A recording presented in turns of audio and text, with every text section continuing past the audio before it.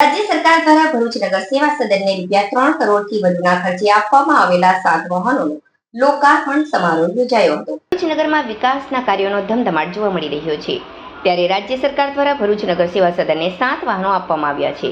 ભરૂચમાં અંડરગ્રાઉન્ડ ગટર લાઇનની ફેઝ 1ની કામગીરી પૂર્ણ કરવામાં આવી છે, તો ફેઝ 2માં આ કામગીરી ચાલી રહી છે।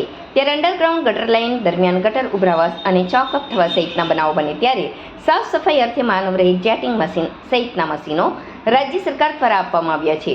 ₹3 કરોડથી વધુના ખર્ચે રાજ્ય સરકાર દ્વારા આપવામાં આવેલ 8 વાહનોનો લોકાર્પણ સમારોહ યોજાયો હતો। આ પ્રસંગે ભરૂચના ધારાસભ્ય રમેશ મિસ્ત્રી, નગરપાલિકાના પ્રમુખ વિભૂતિ યાદવ, કારોબારી અધ્યક્ષ હેમેન્દ્ર પ્રજાપતિ સહિત સ્થાનિક નગરસેવકો, કર્મચારીઓ અને આમંત્રિતો ઉપસ્થિત રહ્યા હતા। અંડરગ્રાઉન્ડ ગટર લાઇનના ફેઝ 1 અને 2ની કામગીરી પૂર્ણ થતાં શહેરના 35,000 પરિવારોને આનો લાભ મળશે।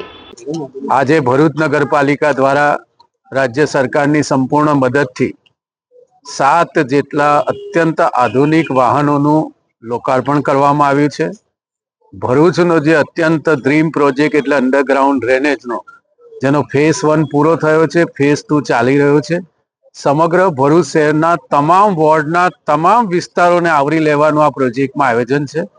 35,000 ભરૂચ શહેરમાં રહેતા પરિવારોને આ ડ્રેનેજ કનેક્શનથી જોડવાનું ભરૂચ નગરપાલિકાનું આયોજન છે। આ આયોજન પૂરું થયા પછી એને કાયમી સરળતાથી ચલાવવા માટે અત્યંત આધુનિક મશીનોની જરૂર હતી, જે રાજ્યના મુખ્યમંત્રી શ્રીમાન ભૂપેન્દ્રભાઈ પટેલે 3 કરોડથી પણ વધારે કિંમતના 7 વાહનો ભરૂચ નગરપાલિકાને આપ્યા છે, જેના કારણે આવનારા દિવસોમાં ભરૂચ શહેરના નાગરિક ભાઈઓ બહેનોની સુખાકારીમાં વધારો થશે।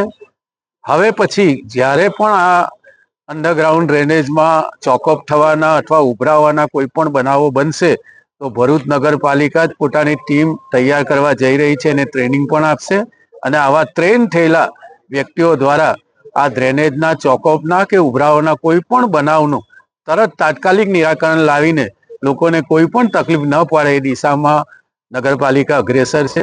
હું ભરૂચ શહેરના નાગરિક ભાઈઓ બહેનો વતી રાજ્યના મુખ્યમંત્રીનો આ સુવિધા ભરૂચ શહેરને આપવા માટે હૃદયથી આભાર વ્યક્ત કરું છું।